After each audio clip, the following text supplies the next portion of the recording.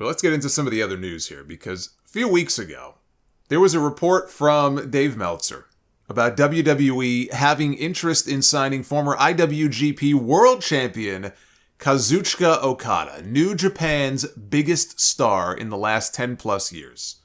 And I threw cold water on the idea because, of course, WWE would have interest in signing Okada. They'd be idiots not to. I'm sure they've had their eye on Okada for years.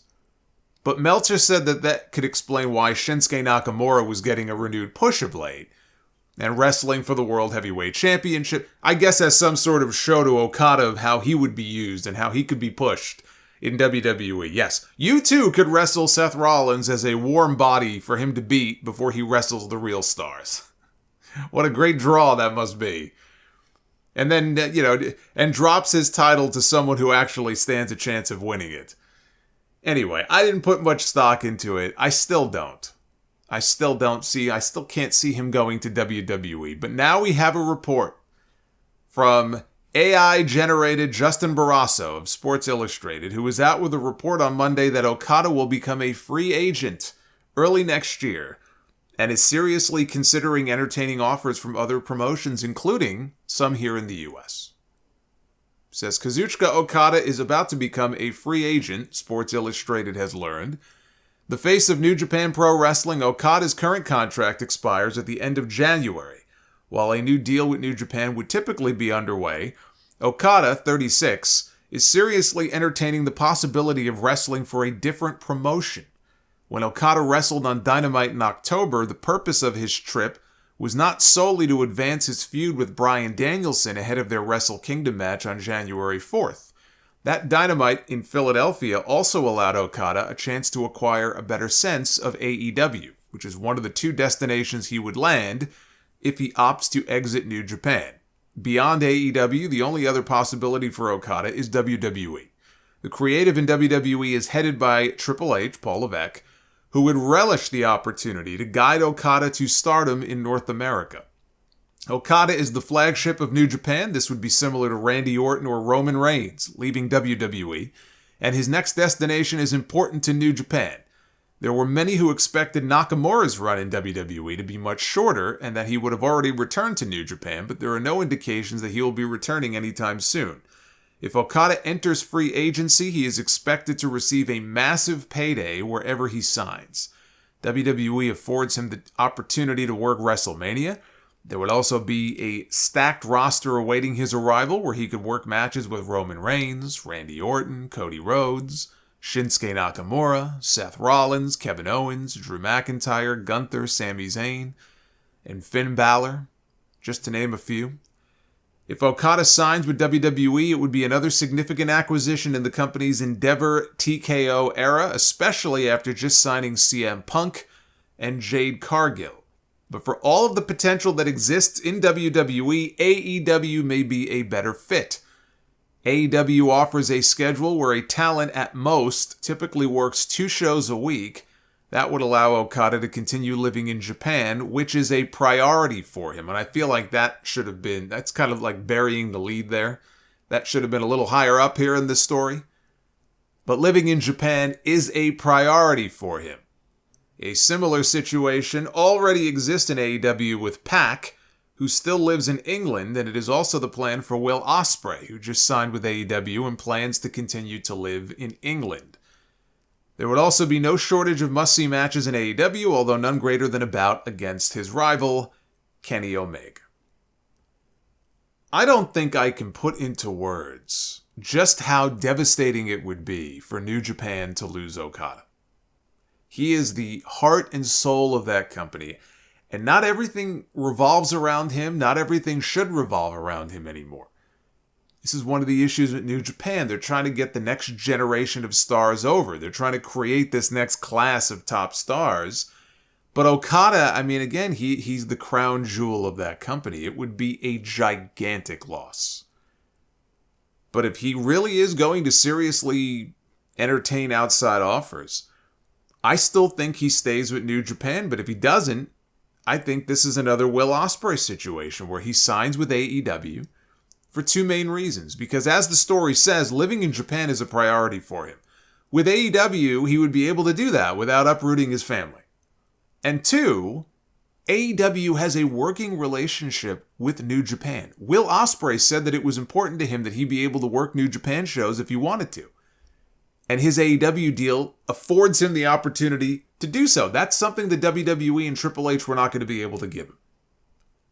And again, I'm sure Tony Khan dangled the carrot of, Wembley Stadium and a potential Wembley Stadium main event in his face too.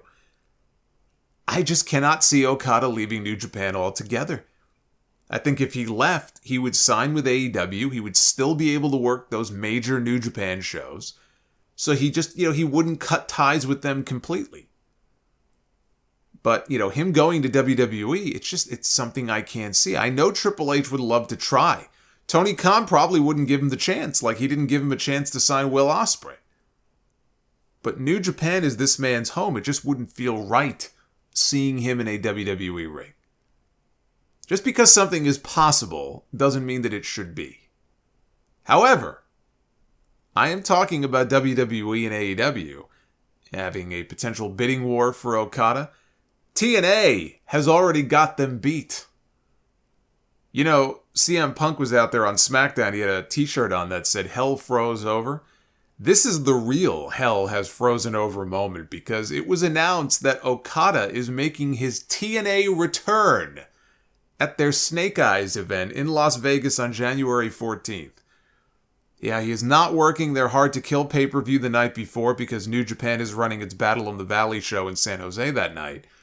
But he and Will Ospreay they're working the TNA show on the 14th.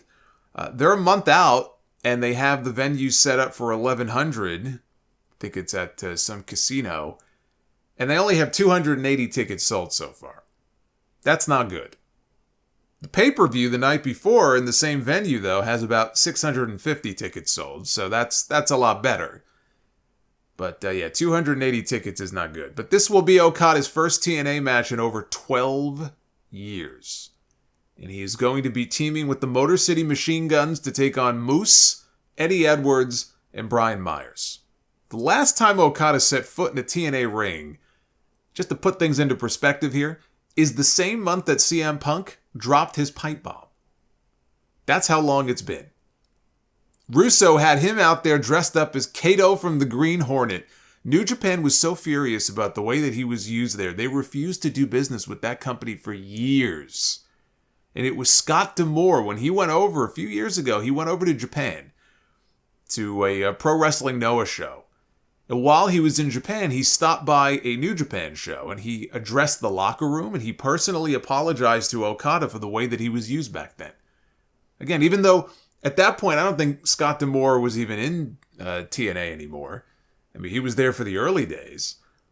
And again, by this point, and I think this happened in 2019, but at this point, the ownership was very different in the company, but he went to Okada and he personally apologized for the way that he was used.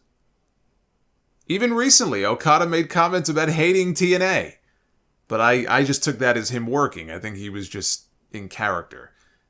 He's talked a lot of shit about TNA, but many years ago, he did have one nice thing to say about his experience there. Even though they didn't want to do much with him, while he was there, he said he was taught the importance of having a character. He saw how important it was to have a character if you wanted to be used. And that's where he came up with the Rainmaker. Now, I don't know who came up with the Rainmaker, if it was one of the other talents, but he liked the idea of this Rainmaker character, and he took it back to New Japan when he came back from Excursion, and the rest is history. So something good came out of the experience for him. It wasn't a total loss. Okada is not the only would-be free agent, though. Someone else who will be a free agent soon, and this would be a big loss for TNA, is former Knockouts champion Deonna Purrazzo, who, according to a report from Fightful, will become a free agent on January 1st. Says no extension with Impact has been reached, and one of the reasons is because she is looking to explore free agency. Her last date with the promotion was this weekend's Final Resolution tapings in Canada. Sources that spoke with Fightful revealed there are no issues between Purrazzo and Impact Wrestling, and the door is open for her to return. She joined Impact in 2020 after WWE released her. which is true. And according to her, and there's been different interviews with her, and she's mentioned different reasons for why she thought she was fired. But one of them is that the WWE creative team believed that she wasn't ready for television at the time. Because she did make some appearances on Raw. She was never pushed. She was usually just there to put other people over. And then she was gone. I think she was caught up in that wave of releases about a month after everything got shut down due to COVID. And she was gone. And in her time with Impact, she was a 3-time Knockouts champion. She was one half of the Knockouts Tag Team Champions with Chelsea Green, who happens to be one half of the Tag Team Champions right now in WWE. But while she was under contract with Impact, she also held the Ring of Honor Women's title. She lost that title on AEW Dynamite last year to Mercedes Martinez. And she held the AAA Reina de Reinas title for over 250 days. Earlier this year, she did say that she would be open to a potential return to WWE, even though her first run left her with a bitter taste in her mouth.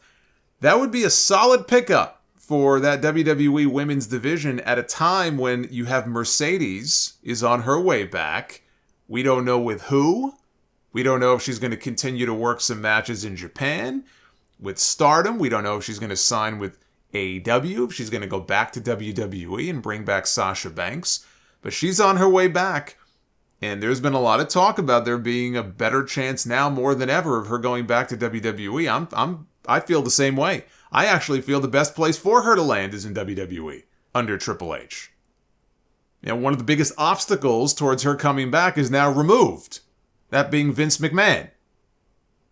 And there have been conversations as well, don't forget, between WWE and Julia from Stardom. Now, if Triple H can snatch up even 2 out of the 3 of them, and he's got Jade Cargill training at the PC, we know they're priming her to be a big star, right? She's waiting to debut at some point next year, probably a cameo in the Women's Royal Rumble, although that doesn't mean they're going to call her up full time, but they've got her waiting in the wings. I mean, what a shot in the arm some of those names would be. You drop them, you parachute them in on TV and drop them into that women's division. What a shot in the arm that would be, in addition to the people they already have. Rhea Ripley and Becky Lynch and Charlotte and Asuka and Io and Bayley and Kyrie, and that's not even everybody. All of a sudden, holy shit, right? You've got a more than solid, you've got a fucking unbelievable women's division there on the main roster. Now, having an unbelievable talent pool in the women's division and then knowing what to do with it and booking it are two different things. Case in point, Tony Khan and AEW. But you know he's going to be in the conversation too. He'll have a chance to make his pitch. He's got money to throw around. So the beginning of 2024, January of 2024, is shaping up to be a very, very interesting period of time for free agency in wrestling.